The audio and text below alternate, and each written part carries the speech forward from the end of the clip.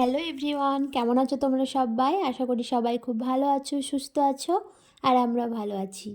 তো পাখি অ্যান্ড আরুস ভ্লগের আরও একটি নতুন ভিডিওতে তোমাদের সকলকে জানাই স্বাগত। তো স্নান করার পরেই আমি চলে আসলাম একটু রূপচর্চা করতে। তো সেইভাবে আমি কোনো রূপচর্চা করি না, তো শীতকাল যেহেতু সেই কারণে একটু ক্রিম মাখছি। তো গরমকালে স্নান করে ক্রিমটা না মাখলেও চলে যায়, একদিন মাখি একদিন মাখি না, এইভাবে চলে যায়। কিন্তু শীতকালে তো স্নান করার পরে একটু ক্রিম না মাখলে যেন চলেই না। তো সেই জন্য একটু ক্রিম মেখে নিলাম, আর প্রতিদিনকার মতো সিঁদুর মাথা আঁচড়ে নিলাম। তো এইসব করে নিলাম। তো আজকে না আমি মাথার চুলটা ভেজাইনি, তার কারণ তো তোমাদেরকে বলেইছি যে কয়েকদিন ধরেই মেঘলা মেঘলা ওয়েদার থাকছে। তো আজকে সকাল থেকে আবার বৃষ্টিও শুরু হয়ে গেছে, খুব জোরে হচ্ছে না, কিন্তু একদমই রোদ উঠেনি, আর টিপটিপ করে বৃষ্টি পড়ছে। দেখো আমার এইমাত্র রান্না বান্না কমপ্লিট হলো, আর রান্না করে স্নান করে একদম ফ্রেশ হয়ে নিয়েছি। আর বাইরে তো আজকে রোদ ওঠেইনি, আর সেই কারণে আমি মাথার চুলটাও ভিজাইনি, তার কারণ শুকোবে না, যেহেতু আমার কাছে কোনো হেয়ার ড্রায়ার বা ওইসব কিছু নেই। আর রোদ না উঠলে কি করে চুল শুকোনো যায়, তো সেই ক্ষেত্রে ঠান্ডা লেগে যেতে পারে, সেই কারণে আমি চুলটা আজকে ভিজাইনি।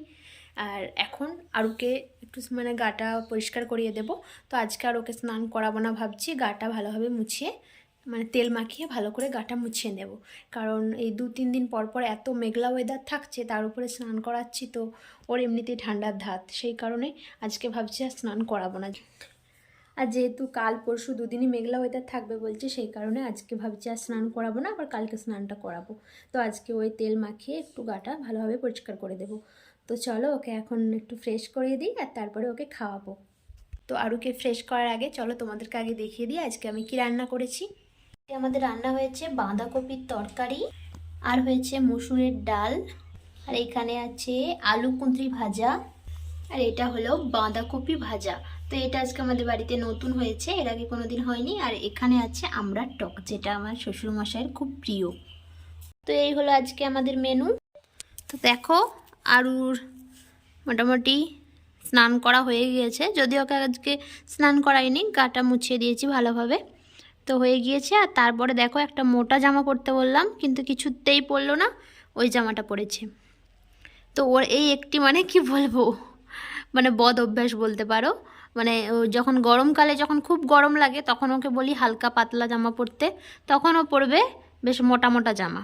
আর এই শীতের সময় ঠান্ডার সময় যখন বলি একটু গোটা হাতা জামা পরো, একটু ভালো ভারী ভারী জামা পরো, ও তখন কিছুতেই পরতে চাইছে না। তো সেই নিয়ে এতক্ষণ আমাদের কি বলবো যুদ্ধ হচ্ছিল। তো ওকে আমি মোটা জামা পরাতে চাইছিলাম, ও পরছিল না, তো আমি বাধ্য হয়ে ওকে এই জামাটাই পরিয়ে দিয়েছি, এত কান্নাকাটি করছিল। তো যা হবে হবে। তো এখন দেখো খেলতে বসেছে, তো পুতুলকে দেখো ঘুম পাড়াচ্ছে, শুই করিয়েছে। তো এটাই ও সারাদিনের কাজ, ওই পুতুলকে ঘুম পাড়ানো আর ঘুম থেকে তোলা, এটাই হলো সারাদিনের কাজ। তো একটু পরে ওকে খাওয়াবো, ওর খিদে পায়নি বলছিল।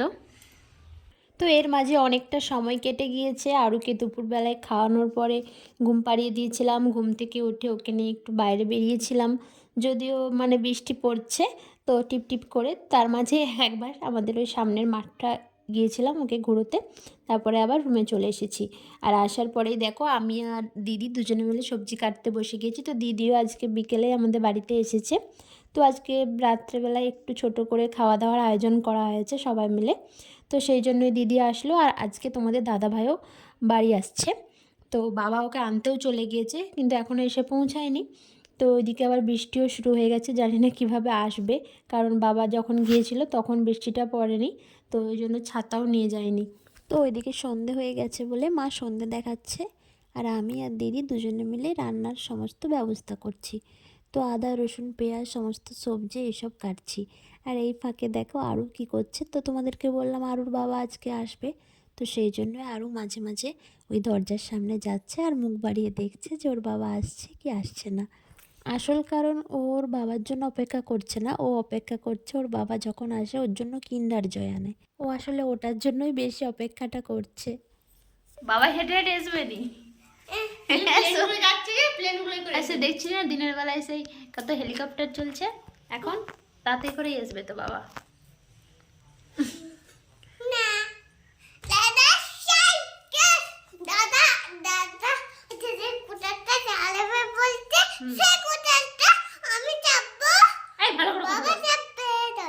ভালো করে কথা বল, ভালো করে কথা বল। বাবা চাপবে আর আমি চাপবো।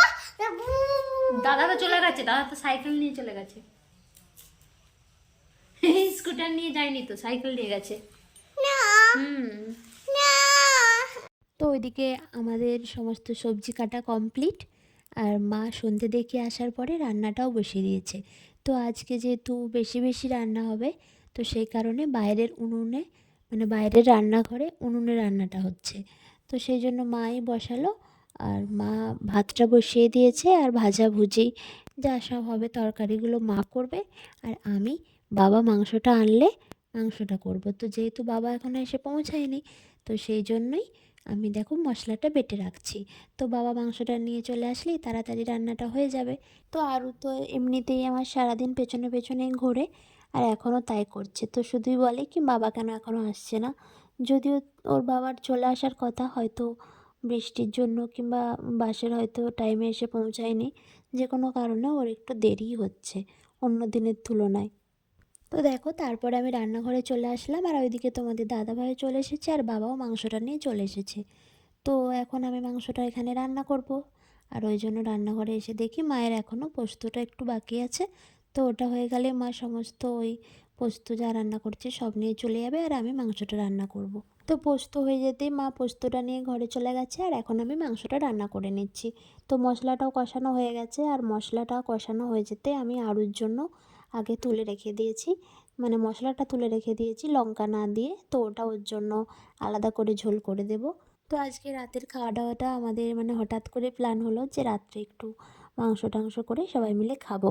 তো সেই জন্য ওই মানে আমাদের কাকিমা শাশুড়িদেরকে বলা হয়েছে, মানে কাকু কাকিমাকে, আর দিদি তো এসেইছে, আর তোমাদের দাদা ভাই আজকে চলে আসছে। তো সবাই মিলে বেশ খাওয়া দাওয়া হবে, ভালোই হবে। আর এই শীতের দিনে যখন সবাই মিলে একসঙ্গে এইভাবে রান্না করে খাওয়া দাওয়া হয়, তখন মানে একটা পিকনিক পিকনিক মনে হয়। তো বেশ ভালোই রান্না করছিলাম, কিন্তু তারপরেই দেখো কি হলো। তো হঠাৎ করে কারেন্ট কেন চলে গেল বুঝলাম না, হয়তো বৃষ্টি হচ্ছে সেই কারণেও হতে পারে। তো কিছুক্ষণের জন্য কারেন্ট চলে গিয়েছিল, তো সেই জন্য টর্চের আলোতেই রান্না করছিলাম। তো বেশ ভালোই লাগছিলো, এই ফার্স্ট টাইম টর্চের আলো জ্বালিয়ে এরকমভাবে রান্না করলাম। যদিও আমাদের মানে এমার্জেন্সি লাইট রয়েছে, তো সেটা সেই মুহূর্তে ঘরের ভেতরে ছিল। তো আনতে আনতে সেই মুহূর্তে অন্ধকারে কি করব বুঝতে পারছিলাম না। তো বাবার হাতেই ছিল টর্চ, তো বললাম যে টর্চটাই দাও। তো ওটা জ্বালিয়েই আমি রান্নাটা কিছুক্ষণ করলাম। তো দেখো এদিকে আমার রান্না হয়ে গিয়েছে। তো আজকে রাতে রান্না হয়েছে আলু ভাজা, বেগুন ভাজা, আর এদিকে হয়েছে আলু পোস্ত, আর এখানে আছে মুরগির মাংসের ঝোল। তো এইগুলোই হলো আজকে আমাদের রাতের মেনু। তো সমস্ত রান্না কমপ্লিট, এবারে যে যখন খাবে তাকে খেতে দিলেই হবে। তো দেখো এখন ঘরের ভেতরে এসে দেখছি সবাই যে যার সিট দখল করে তো টিভি দেখছে। তো ওইদিকে কাকিমা, দিদি, কাকু, বাবা সবাই ওই ঘরে বসে আছে, আর আমি চলে আসলাম এই রুমে দেখতে যে তোমাদের দাদাভাই কী করছে। তো এসে দেখি যে ও মানে মোবাইল দেখছে, আর ও এইভাবে মোবাইল দেখলে ওকে জ্বালাতন করতে আমার খুব ভালো লাগে, কারণ ওকে যতইভাবে আমি ডিস্টার্ব করি ও খুব বিরক্তি বোধ করে।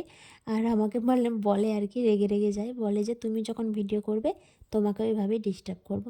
তো বাদ দাও, ওর মোবাইল দেখছে দেখুক, আমি যাই ওই ঘরে।